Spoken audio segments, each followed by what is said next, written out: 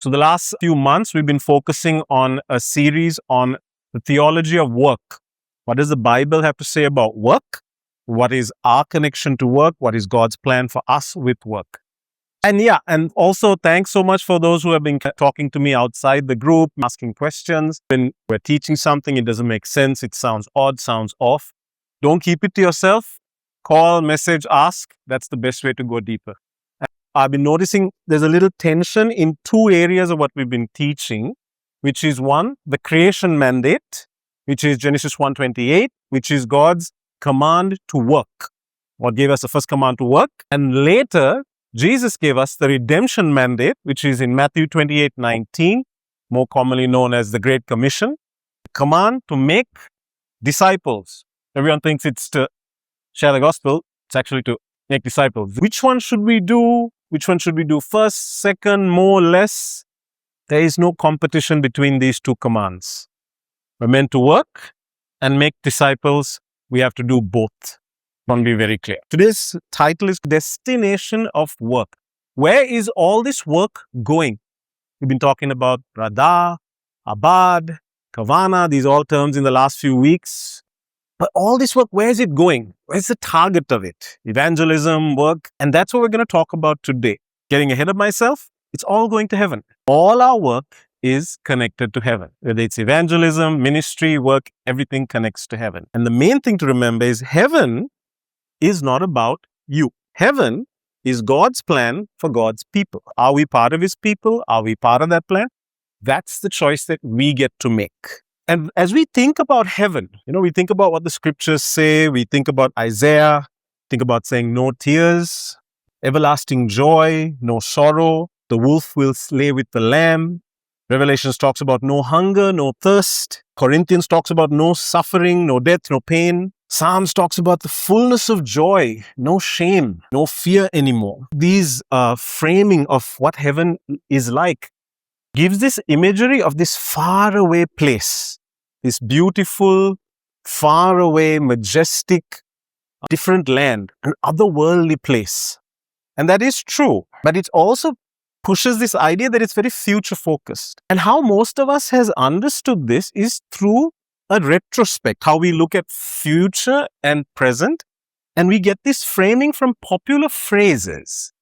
These are phrases as Christians we keep using, and it gives us this certain perspective of heaven, which is we're leaving this world behind. It's like we're going somewhere else. We don't belong here, where the Corinthians talks about we're citizens of heaven. So we get this impression we're tourists passing through. This world is temporary. Jesus is your ticket to heaven. Now, I've heard that a lot. Everything will burn. Everything you know is going to burn away. So it gives this idea that we are leaving earth and going to heaven. And the more we think of this sort of framing, we get this kind of imagery, which is a sinking ship. We have, the ship is in an emergency mode. We have to evacuate, have to get everybody off the ship into the lifeboats and escape into safety. This is the kind of framing most of us have grown up with, of thinking leaving earth and going to heaven. But there's a problem when we look at going to heaven in this framework. What's the one thing you don't try to take away? Take your loved ones, you take your valuables. What's the one thing you don't try to save? The ship. And there lies the problem. We're not going to save the ship. That leads to an understanding of something which I call evacuation theology. My mentor used to call it Titanic theology, which is you've hit the iceberg, time to crash, evacuation plan, get what you need and get out of here. Because if you believe this evacuation theology, it transcribes everything you look, it affects how you look at the present. After all, if this world is going to end up in the cosmic trash bin, in the garbage bin, why bother saving it? It affects your attitude, your motivation, your focus, what do you pay attention to, what you don't pay attention to the climate crisis problems and injustices. Or should we just save people and get them to heaven? Everything then at work as well starts to feel a little unimportant, disposable, meaningless, a little pointless. Because why build if everything's going to burn away? And this is why we keep thinking that evangelism is the most important thing, because if things are going to crash and burn, earth is going to burn up, and of course evangelism is important, right? Got to get everybody saved and get them off this sinking ship. And yes, that's true. But again, you don't try to save the ship then. And that is where you end up. But let's check what the scriptures say specifically about where this kind of theology comes from. 2 Peter 3:10, but the day of the Lord will come like a thief. The heavens will disappear with a roar. The elements will be destroyed, burnt up by fire, and the earth and everything done in it will be laid bare. Thank you. For context, epistles of Peter was sent to Asia Minor. That was the church in Galatia, church in Ephesus, which is the modern day Turkey. There were a couple of issues there. Most of the people there were new believers, non-Jewish mostly. And they had two issues. One of them is false teaching. So he uses certain vivid imagery, apocalyptic language, certain eschatological, poetic words, phoristic, creating this imagery to get his point across. On the surface, it sounds like the fire will come, it will burn everything up. But if you look at the wording here, so the phrase here for destroyed is the Greek word luo, and luo literally means to break up, to loosen, to dissolve, to melt, to break down, to break apart. And the word laid bare is heuresko. Heuresko means to find, to discover, to examine, to look beneath the surface.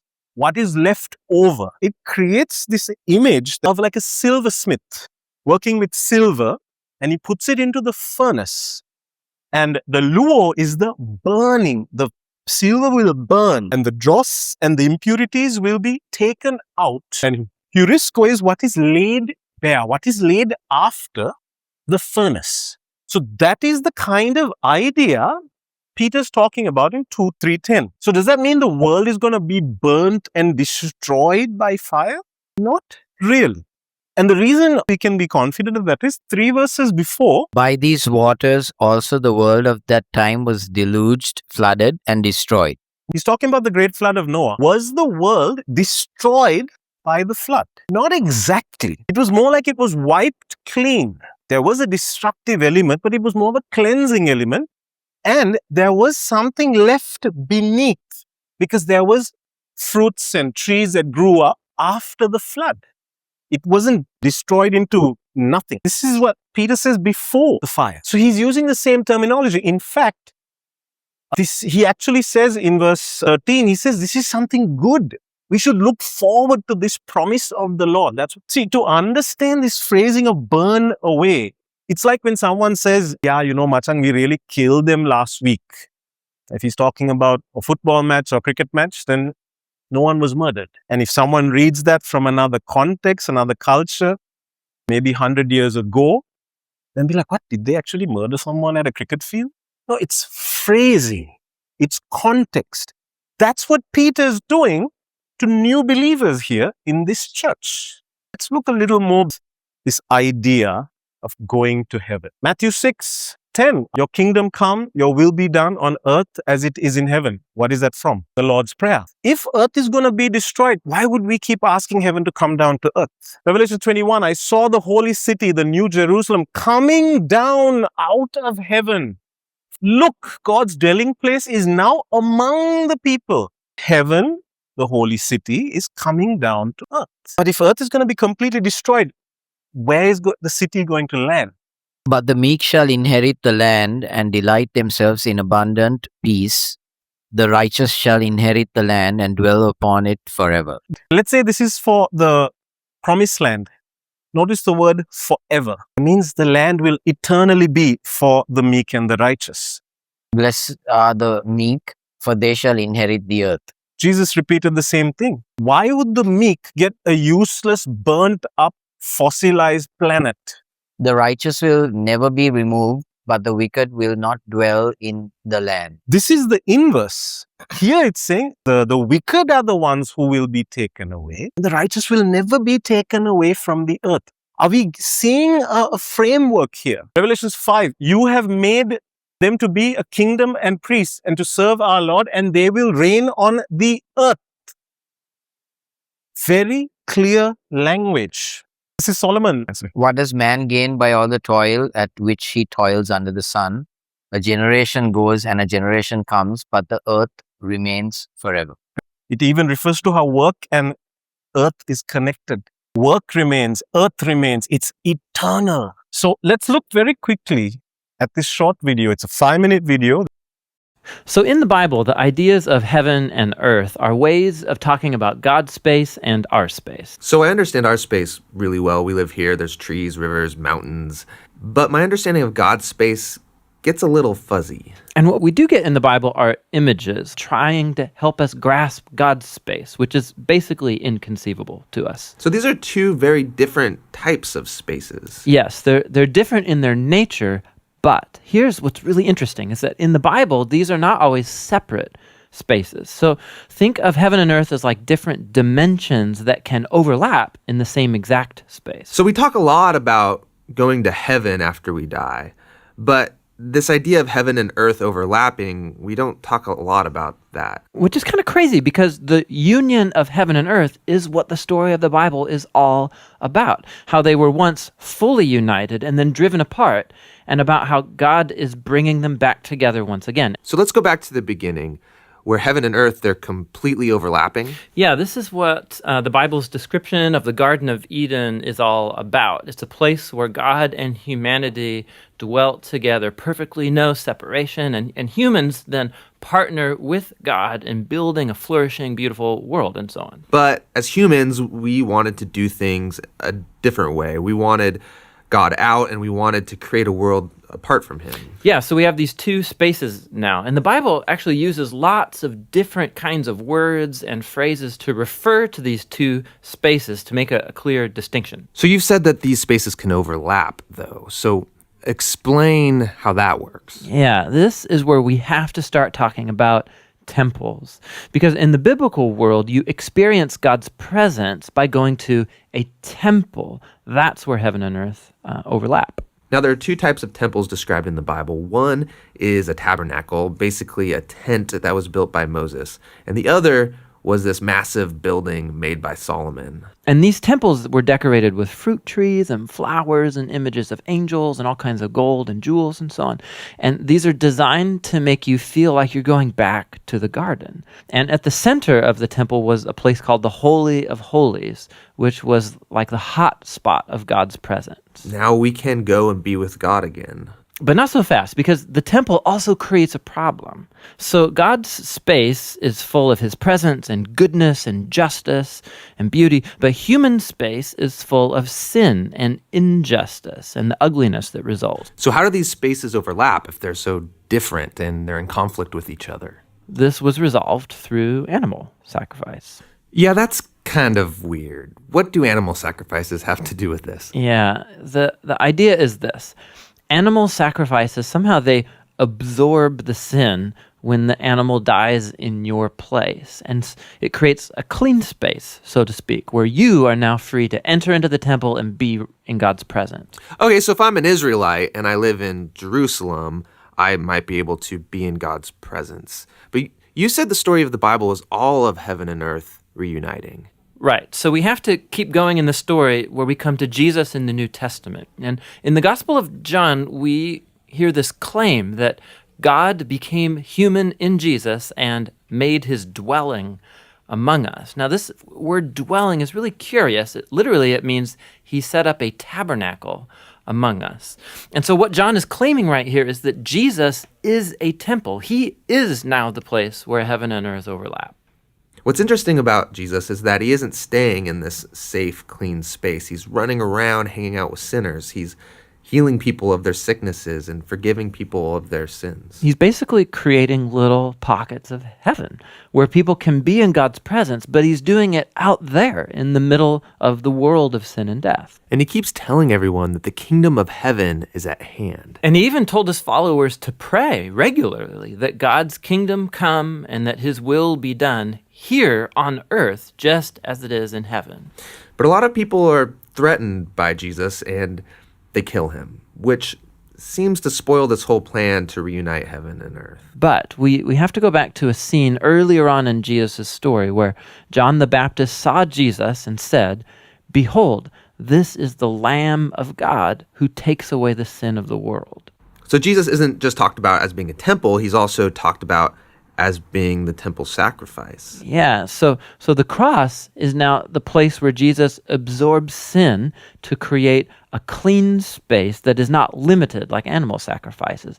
Jesus' sacrifice has the power to keep spreading and reuniting more and more of heaven and earth. And this is all really great, but it leaves one big question in my mind, which is, what happens when I die? Don't I just fly over to God's space to be with Jesus? Yeah, so a few times in the New Testament, we learn that Christians will be with Jesus in heaven after they die, but that is not the focus of the Bible story.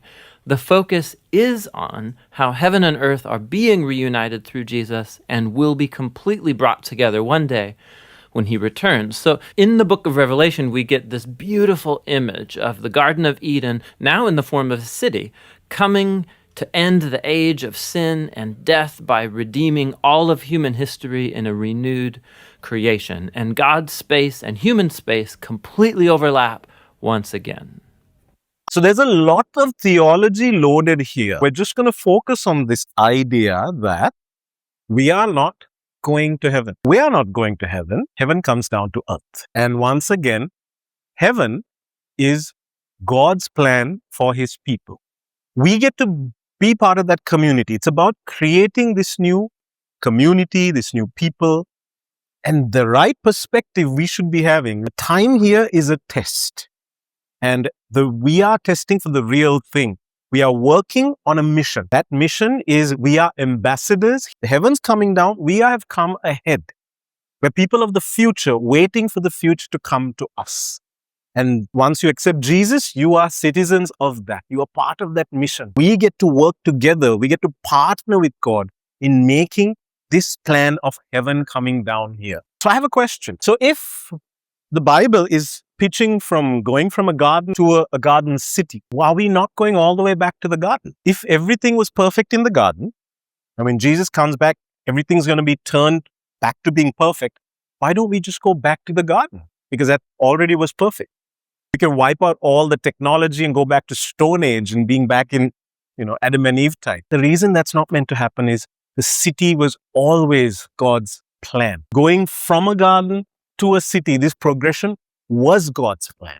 That's why Revelation has details of a grand city. It's progression. Genesis 1:28 says to multiply, to fill the earth, subdue, have dominion, be fruitful. Genesis 2 says to work it and keep it. That is about creating a civilization. It's to create society, culture, technology, to create a thriving environment where people are interconnecting with each other, having associations, having economy, trade, plans, work together. Why didn't God just create that city and create all of these things for us?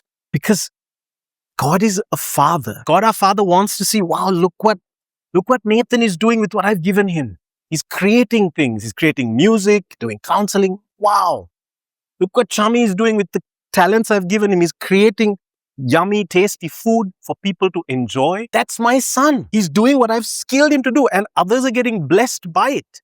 When people are he's a proud father. He wants to see communities enjoying this creation. And God's like, look what I have created. It is good. And that's why it never stayed the garden. It was always meant to progress to a city with all kinds of interactions and relationships and roads and communities and banks and hospitals and charity work and things where people are loving each other and caring for each other. That doesn't mean everything that happens here on earth is from God. War, destruction, rape, pillaging, arson, all these horrible things are not from God. That's not godly work. But the constructive work, the ones that people are blessed, people are served, was God's plan. And that's because that's who we are. That's our identity. Go back to the very first chapter of the Bible, Genesis 1:28. In his image, in his likeness, Selem Demut. That's what we were made to do. That's your identity. Your purpose is to work through the callings God has given you. To be clear, God creates the city, but we fill it. We're the ones who fill the city. And God is not an unfair master. He's not a slave master. He's going to reward you for your work. He is going to give you rewards in heaven. And just to be very clear, we're not talking about salvation here. Salvation is a gift. You cannot earn it. You cannot work for it. You can't work to keep it. You don't work to get it. In fact, you don't deserve it. I'm talking about the work that happens after you get saved. We're talking about evangelism, good character, being kind, being sacrificial, and the work you produce at your workplace. If it is godly, if it is God-honoring, there are rewards for it. And don't take my word. Let's see what the scriptures say. Whatever you do, work at it with all your heart as working for the Lord, not for human masters. This is for the slaves in Colossia, by the way. We've broken this down many times. And since you know that you will receive an inheritance from the Lord as a reward, and we're not talking about carnal rewards. There are certain religions that they say in heaven you will have pleasures, sex, virgins. That is not our God. That is not what the God of the Bible says. The rewards our Father says is going to be God-honoring, holy, healthy, and it's going to be relationship enduring. Rejoice and be glad, because great is your reward in heaven.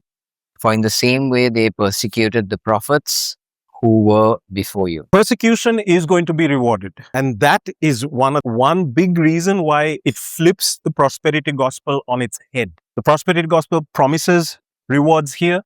God says you are going to get rewards in heaven. Suffering for my name, suffering for my people is one of the ways you get it. Their work will be shown for what it is. It will be revealed with fire, and the fire will test the quality of each person's work. If what has been built survives, the builder will receive a reward. There's that luo and hirisco, that fire that burns. What's left after the fire? That's what Paul's talking about here. It's the same thing that Peter's talking about. They've understood this. And it's the work. It's very clear. It's the work will be shown. What will be revealed by the fire. James, blessed is the man who remains steadfast in trials. Through the test, he will receive a crown of life. The Bible talks about 5 different types of crowns you will receive in heaven.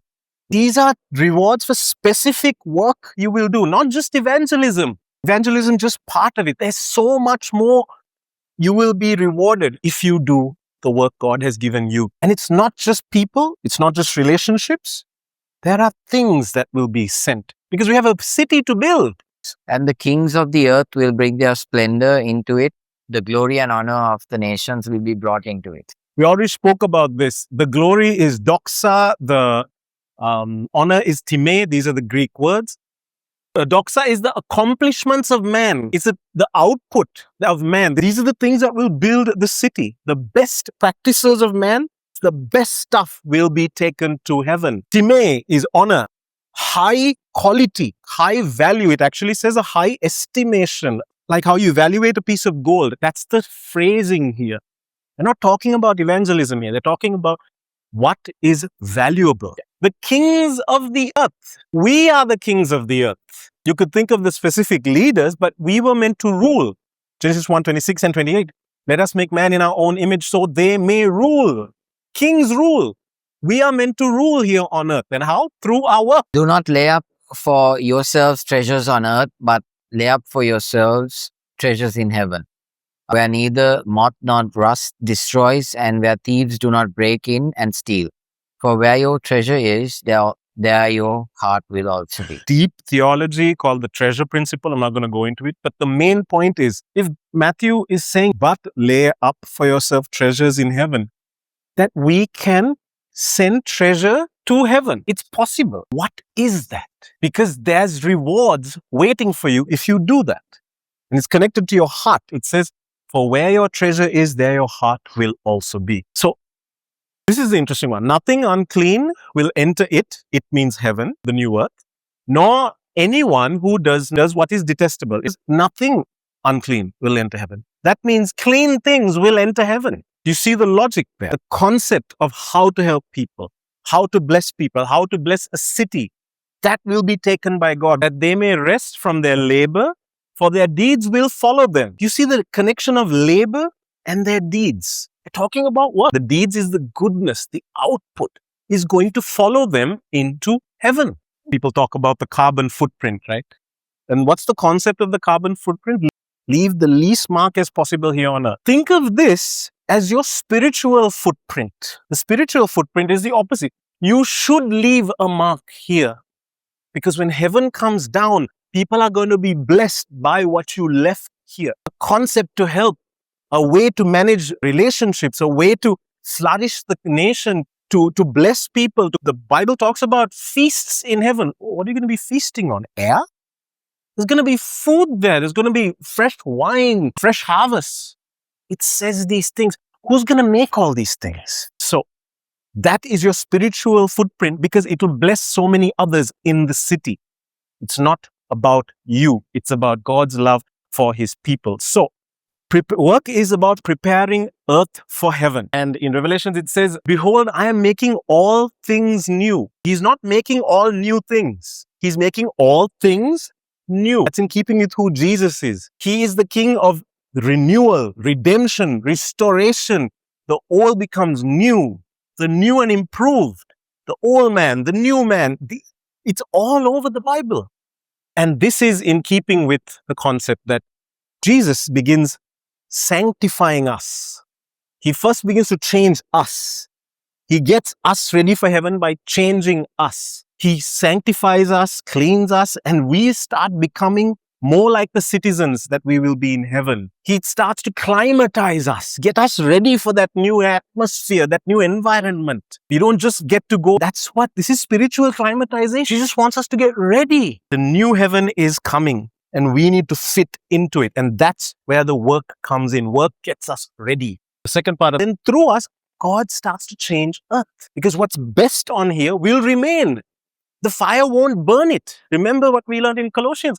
The fire will be remained if it is built on good foundation. So first God changes us, and then he changes the world through us. We get to partner with God. Jesus is partnering with us. That is when we really start to connect to God through our work. We get to prepare earth for the new city when it comes down. I want to be part of that welcome committee. I don't know about you guys. So in closing, work is one of the ways you invest in the future, in heaven. It's just one of the ways. And how? It's through your calling. You can do it outside of your calling. That's perfectly fine. But when you do it in your calling, that is when you have real sync with Kavana and Abad. Do you know your calling? Have you found your purpose? And if you don't, are you seeking it? That is when you start to send the treasure, storing it into heaven. That is what that glory that you are going to be taken, the kings of the earth will be taken, the glory over. The good concepts, methods, practices, good designs, the design people here who are into creating things, if it's really good designs of houses, mansions, blessing people, if those are really good, it's going to be taken up. Because it's not about you. Any of these concepts, if it's going to bless others, it's going to be taken to heaven. Or should I say, it's going to remain on earth when the new heaven comes back. So that is, I will close on that. So let's now go into discussion. How does me knowing this different perspective, how does that affect my work going forward?